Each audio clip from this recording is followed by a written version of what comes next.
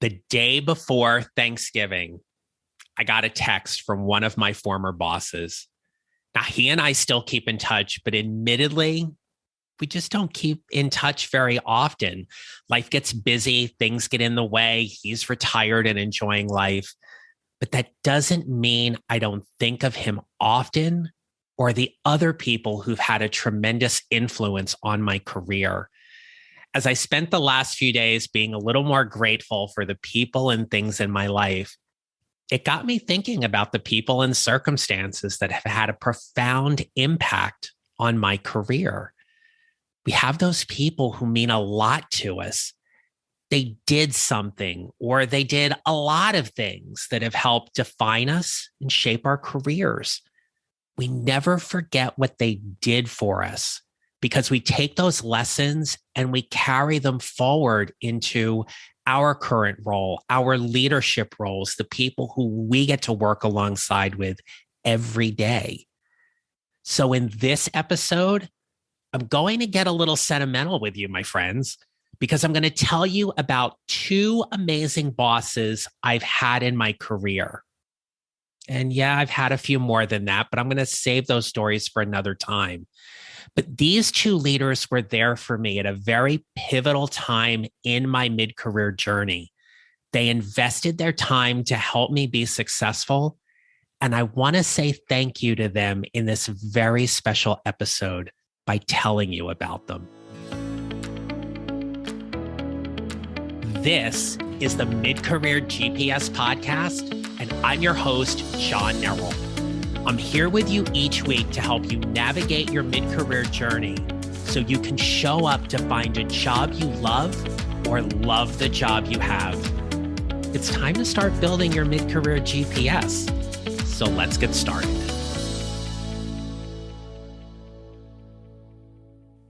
Hello, my friends. Welcome back to the podcast. I hope you had a wonderful and safe Thanksgiving.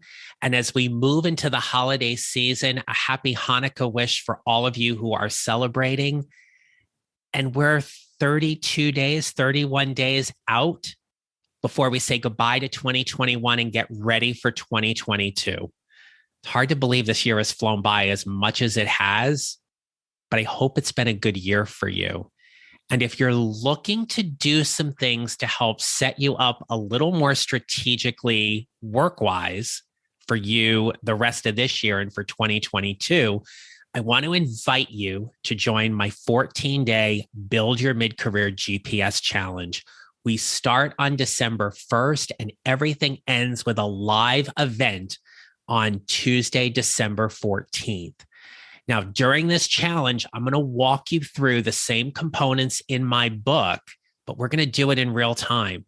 And I'm going to help you prepare, position, and promote who you are and what you do so you can show up to find a job you love or love the job you have. We're going to talk about your resume, your LinkedIn, your networking, and your interviewing, as well as your strengths and your mindset to help you go after that ideal job that you want right now at this pivotal point in time in your career. The cost is $49. And if you want to sign up, you can either click the link in the show notes or visit johnnerrell.com/challenge for more information. And if you'd like to get a copy of my book, Your Mid-Career GPS, 4 Steps to Figuring Out What's Next, now is an excellent time to do it because for a limited time, I've discounted the price of both the Kindle and the paperback. So go to Amazon to check out your copy of Your Mid-Career GPS. And if you'd like to get a signed copy of the paperback, message me directly. You can either DM me on social or you can email me at john@johnnerrell.com and we'll talk about how you can get a signed copy of the book. In today's episode, I'm going to tell you about two amazing bosses I've had, but I don't want to discount or discredit some of the early childhood influencers we've had on our lives as well. These are your parents, your relatives, your siblings, your friends. they're the people who have had that kind of impact or maybe provided certain experiences or circumstances that have had an effect on where you are today in your life and in your career.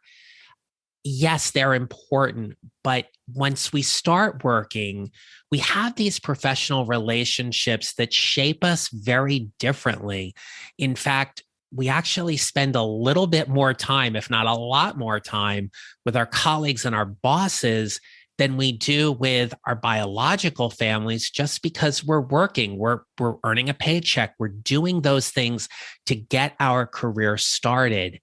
And depending on what your early career journey is like, it sets you up for even more success at mid career.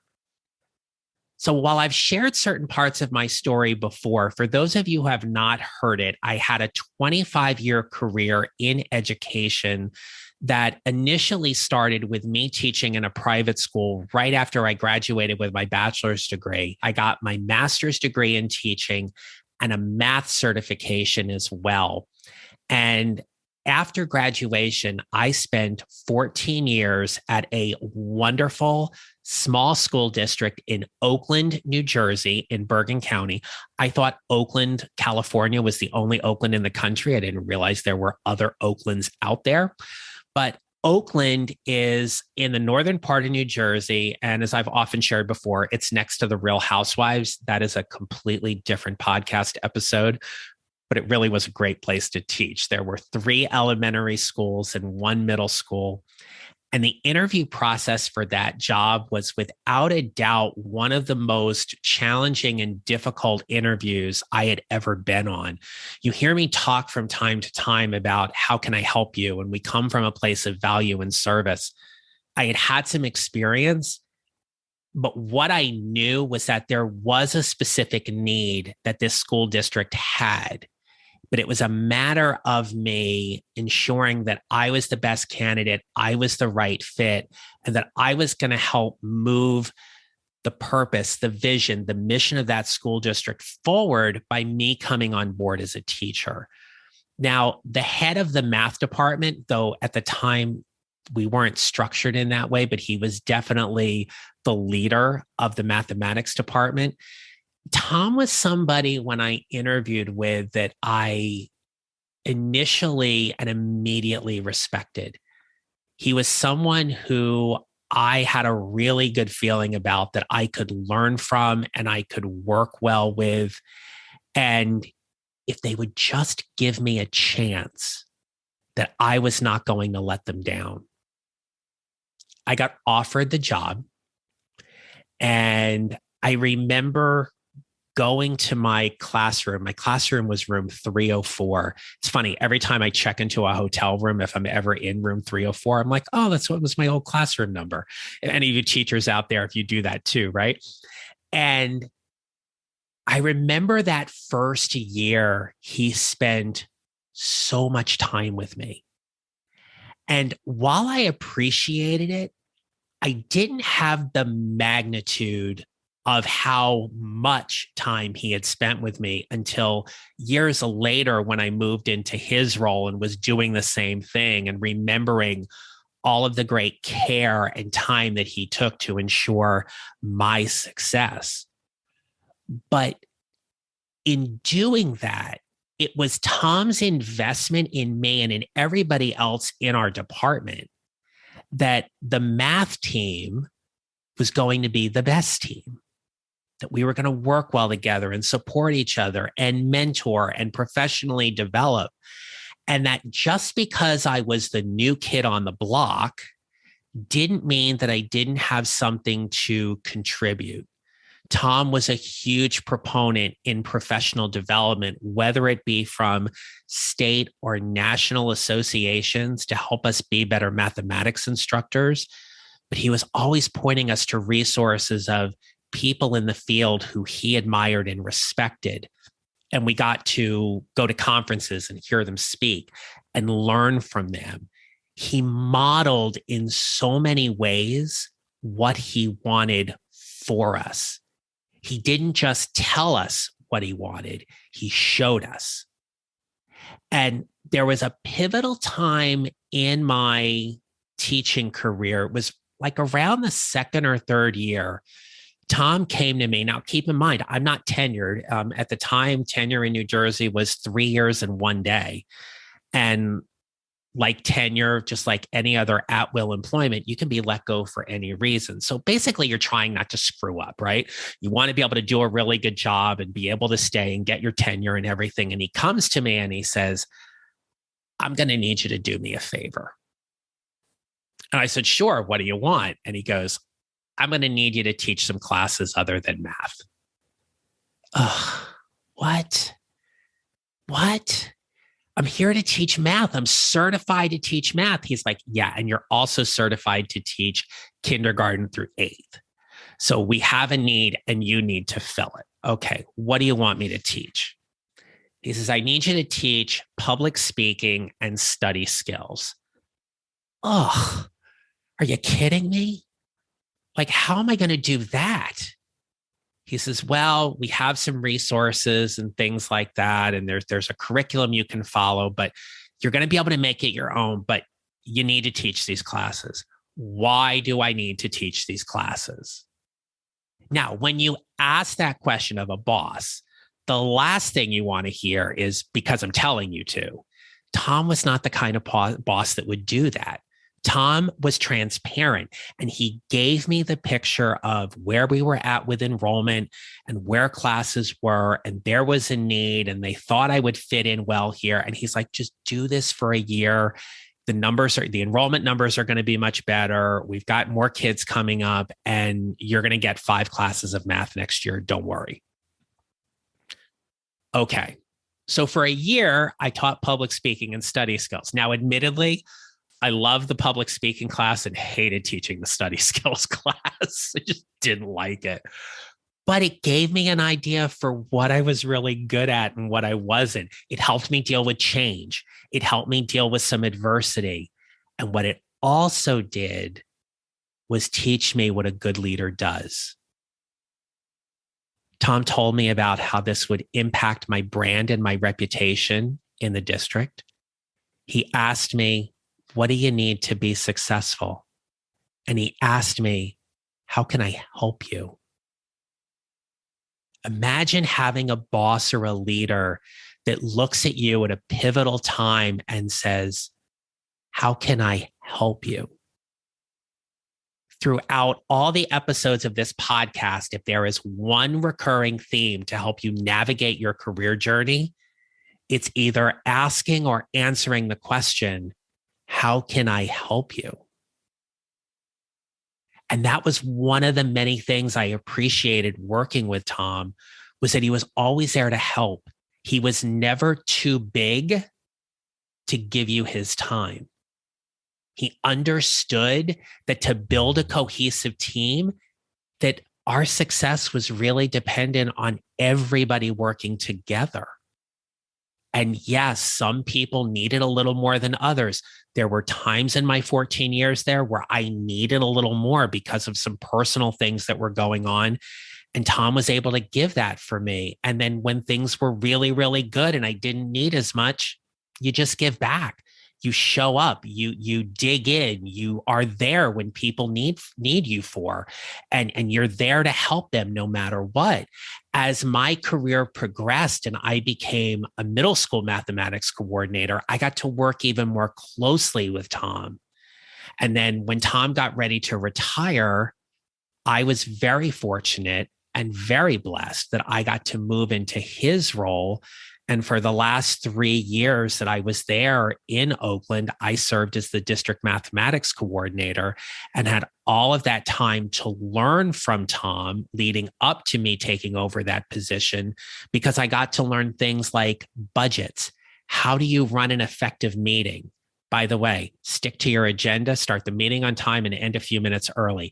Picking and choosing your battles, how to deal with the inner politics that happen, building relationships with administrators and leaders that are collaborative as opposed to being confrontational, knowing how to support everyone.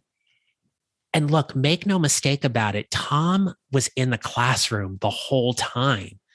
So to sit in his room and watch him teach, he was an expert teacher that I got to learn from.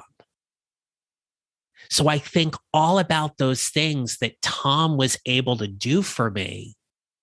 You can imagine that when I had that mid-career moment that I've talked about before, where I didn't want to teach anymore and I wanted to go do something different, and more specifically work with adult teachers and help them to be better, that part of my fear was, what was I going into?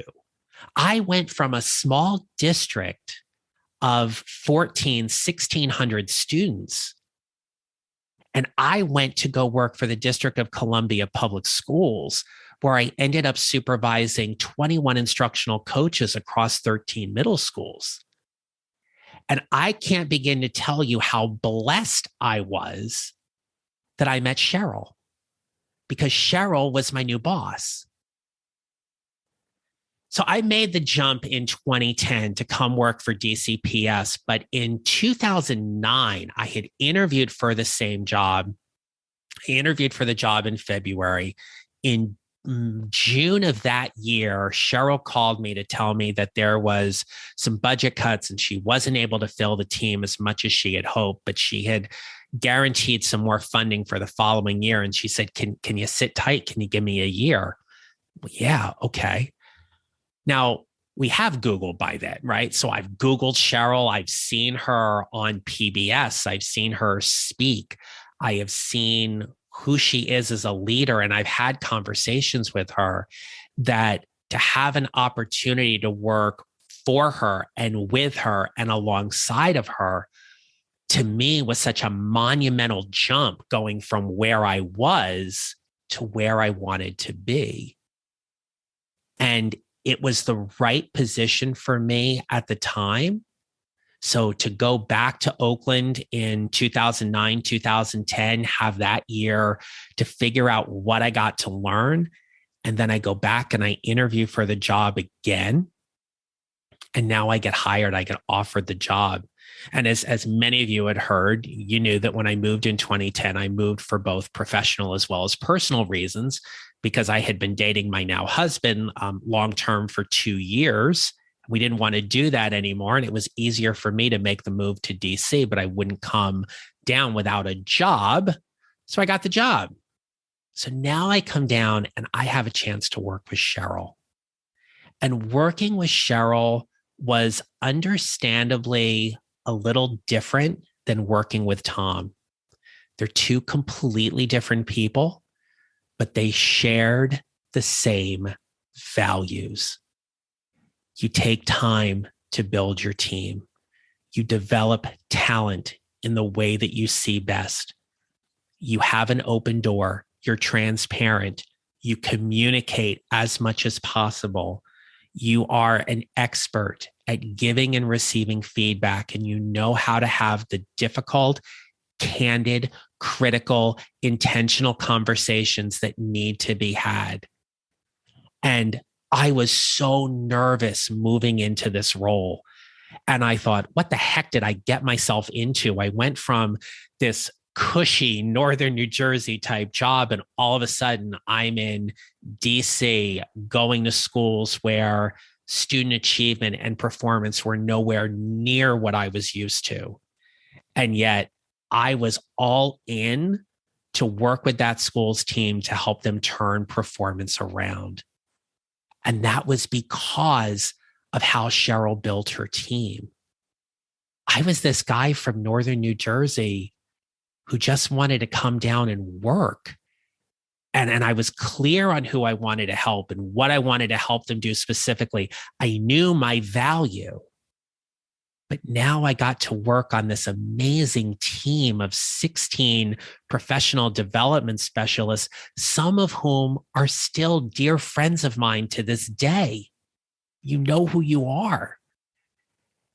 And how many times have we talked about before on this podcast that sometimes one of the hardest things to do when leaving a job is you leave the great people you work with. I left an amazing group of wonderful people in Oakland, and I found another amazing group of people I got to work with in DC. And it was because of the leadership that set those circumstances up that we could thrive and we could survive. Cheryl is to this day still an amazing leader, and amazing what she has done in the educational landscape and marketplace. And you can imagine how my heart broke 3 months after I started that job to learn that she was leaving. Things happen.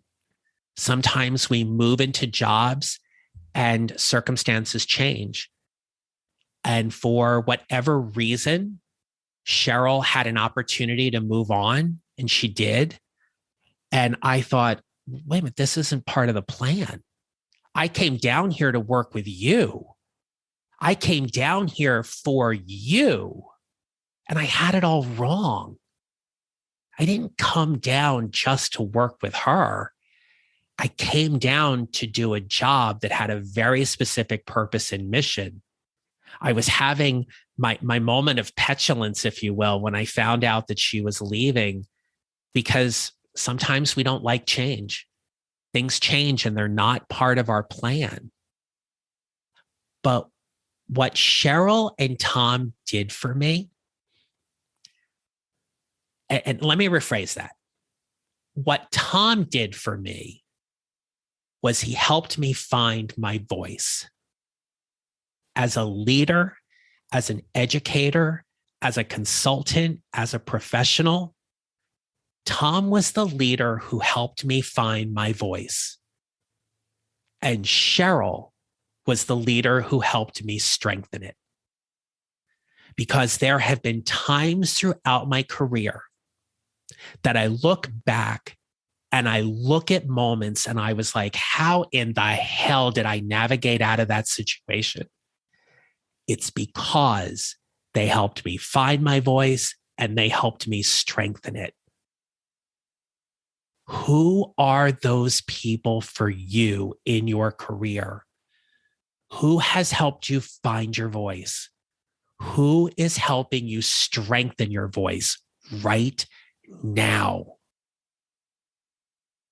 These are the people who contribute to your success. I'm willing to bet you have a Tom and a Cheryl in your life as well. And my hope is that you have already, and you will continue to find ways to thank them and let them know how important they are to you. That because they've led by example, you've followed, you've witnessed, you've heard, you've emulated, you've found ways to make them your own. Isn't that what good leadership is? That a good leader is someone who empowers us to go do the things that we're called to do? Look, if you're in a situation right now and you're not happy with where your career is at, you have the ability to change it in whatever time frame you need. We have talked before on several episodes. You can go back and listen to the episode about your money story with Laura Rotter, and the episode I did right around that about finding a job or finding the job. There are things that we have to consider when we go to plan a career move or a job change. But if you're not happy with where you are, you know it. You know there's a change coming. It's just a matter as to when. And if you're working with someone you don't like or you don't respect, or they're overwhelmed and they don't have the time to give you, you have an option. You can either try to make that relationship better, or you can leave and go create that somewhere else. Not all bosses are great bosses. I've been very, very fortunate that I have had two amazing bosses I've shared with you today. And I've talked about some others in my books as well. In our mid-career journey, we have to take a look at our mindset. What is going on in our mindset when things are going well for us? What are the signals that we give that communicate that we're coming from that place of value and service? Because when we show up from a place of value and service, we do our best work. We show up as our best selves, whether you are running a multi-billion-dollar company or you are doing something else. You're doing social service work. You're an educator. You're a financial professional, a project manager, an IT specialist, a customer service representative. We all have the opportunity to do great work because we show up fully. And when we have a boss or a leader who takes us under their wings and teaches and mentors us and shows us what we need to be doing, it's where we find our voice and we strengthen our voice. Because then that allows us to show up even more fully in our next job. So, who's in your corner? As you prepare for 2022 and we get ready for 2021 to close, who's in your corner? Who's your biggest cheerleader, both at home and at work? What's been your greatest accomplishment this year? And what is still left for you to do in 2021? There is still time to go after it. And I want you to go after it because after all, it is how we build our mid-career GPSs. I say it at the end of every episode, right? We build our mid-career GPSs 1 mile or 1 step at a time, and how we show up matters. We show up because we've done the preparation, the positioning, and the promoting of who we are and what we do, so we can show up for that place of value and service in our current role or in our next role.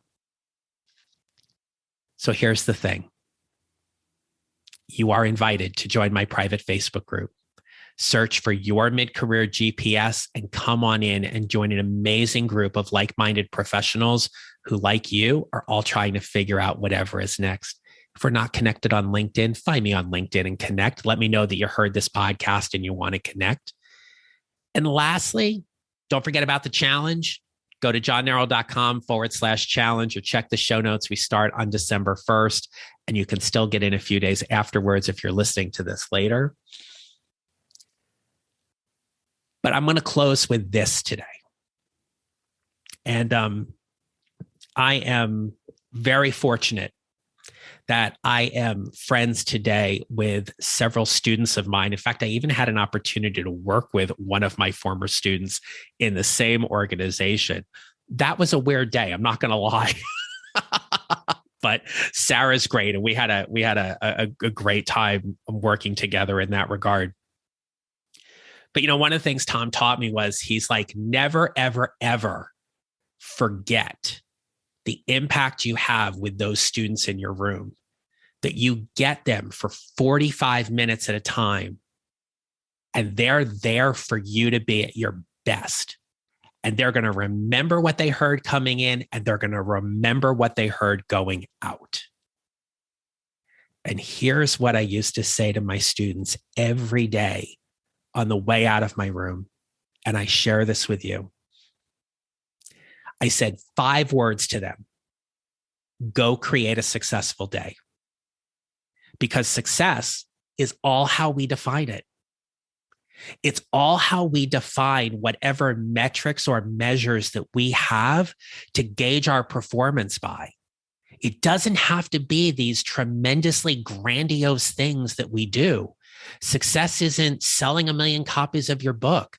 Success isn't making $1 million. Success isn't, or doesn't have to be, leading a team of 15 people or 50 people or whatever it is. You get to define what success looks like. And sometimes success is just being your best self.